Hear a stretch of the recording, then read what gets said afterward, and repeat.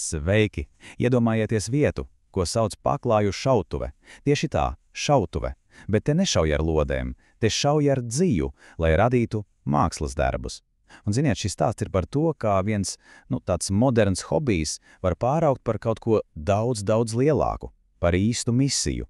Tāpēc šodien mēs iedziļināsimies kā viena radoša dzirksts pārtop par projektu ar pat tiešām dziļu jēgu. Jā, un tas ir tas lielais jautājums, vai ne? Kā kaut kas sākumā ir tikai foršs veids, kā pašam atbrīvoties no stresa, var pēkšņi kļūt par atbalsta punktu veselai kopienai. Tieši šo ceļu mēs šodien izstaigāsim. Kā tas notiek? Labi, ķeramies klāt. Sāksim ar pašiem pamatiem. Kas tad īsti ir šī paklāju šautuve? Un kāpēc šī te tuftinga darbnīca pēkšņi ir kļuvusi par tādu fenomenu?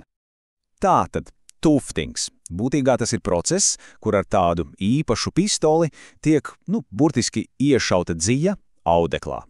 Tā to paklāja vai gobelēni. Un tieši tāpēc tas nosaukums paklāju šautuve ir tik ģeniāls. Tā ir perfekta metafora. Tajā ir tā enerģija, tas gandarījums, kad tiek šauti krāsaini pavedieni un redzams, kā acu priekšā dzimst kaut kas pilnīgi unikāls.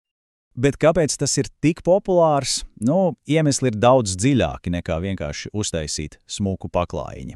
Pirmkārt, tas ir milzīgs stresa noņēmējs, tāda gandrīz meditatīva nodarbe. Otrakārt, mūsu digitālajā laikmetā ir šī milzīgā vēlme radīt kaut ko īstu taustāmu, un tuftings to dod. Plus, protams, gala rezultāts izskatās vienkārši fantastiski sociālajos tīklos, tas ir vizuāli ļoti, ļoti pievilcīgs, un tas, protams, tikai palielina popularitāti. Labi, forši, hobijs ir populārs, bet paskatīsimies uz to ar biznesa acīm.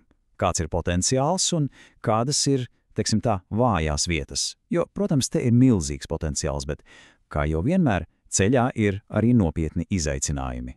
Un te mēs redzam to klasisko jaunu uzņēmuma stāstu, vai ne? No vienas puses kaut kas super inovatīvs, unikāls, tādā instagramējama pieredze, kas izceļas uz visu citu fonu. Bet no otras puses augstas izmaksas. Aprīkojams, materiāli, tas viss prasa lielus sākuma ieguldījumus. Tātad fantastiska ideja, kuru bremzē nauda. Bet ja runājam par potenciālu, tad paskatieties uz šo skaitli. 44,57 miljārdi dolāri. Tiek prognozēts, ka tieši tik liels būs globālais tuftinga tirgus līdz 2032. gadam. Tas ir vienkārši milzīgs tirgus, un tas nozīmē, ka tur noteikti ir vieta jaunām, foršām idejām. Protams, kur ir liels potenciāls, tur vienmēr ir arī lieli riski. Tā tas vienkārši ir. Panākumi nekad nav garantēti, un it īpaši ne tad, kad tirgū jau sāk parādīties konkurenti.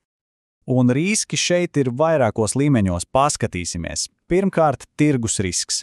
Kas notiks, ja šī sociālo tīklu tendence vienkārši izgaisīs? Otrakārt, konkurence. Rīgā jau ir gan tiešie konkurenti kā Tuftings LV, gan netiešie, piemēram, Art & Wine darbnīcas. Tad vēl ir operacionālais risks. Tas dārgais aprīkojums var saplīst. Un visbeidzot, un tas ir ļoti svarīgi, drošības risks. Tās pistoles tomēr ir jaudīgi instrumenti. Tāpēc, protams, par drošību ir jādomā ļoti, ļoti nopietni. Un šāds 3 soļu protokols tā nav tikai tāda formāla lieta. Tā ir absolūti nepieciešamība. Viss sākas ar obligātu apmācību katram dalībniekam. Tad tiek nodrošināts viss nepieciešamais aizsarga aprīkojums, maskas, ausu aizsargi, brilles, un, protams, visu laiku klāt ir instruktors, kas visu uzrauga. Katrs no šiem soļiem ir kritiski svarīgs. Un te stāsts pagriežas pavisam citā, daudz interesantākā virzienā.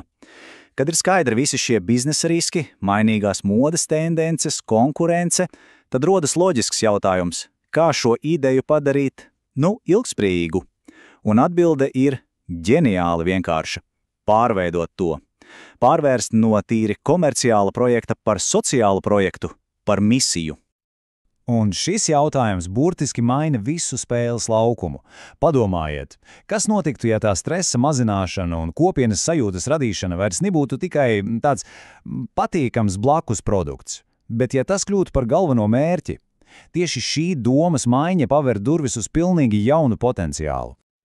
Tātad, Redziet, notiek fokusa maiņa. Vairs nav runa tikai par peļņu un tirgus daļu. Komerciālajā modelī mērķa auditorija ir turisti un tie, kas seko trendiem.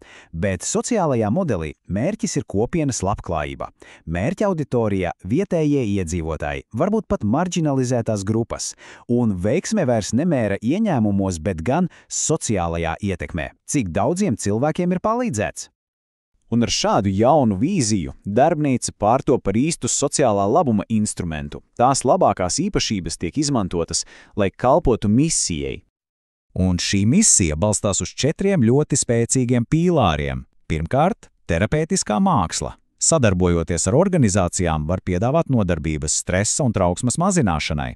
Otrakārt, kopienas veidošana. Radīt drošu, foršu telpu, kur cilvēki var satikties un kopā radīt. Treškārt, prasmju attīstība. Kāpēc gan nepiedāvāt darbnīcas, piemēram, bezdarbniekiem, lai viņi apgūtu jaunu amatu? Un ceturtais, ilgtspēja. Izmantot tikai videi draudzīgus pārstrādātus materiālus. Visi šie elementi kopā pārvērš šo darbnīcu par īstu, reālu pārmaiņu dzinējspēku sabiedrībā.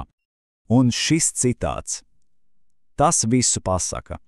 Panākumu atslēga – koncentrēties uz neatkārtojamu pieredzi, nevis tikai uz tehniku. Un ja mēs runājam par sociālo misiju, šī doma kļūst 10 reizes spēcīgāka. Jo te jau viss ir par cilvēcisko pieredzi. Tieši tas ir galvenais mērķis.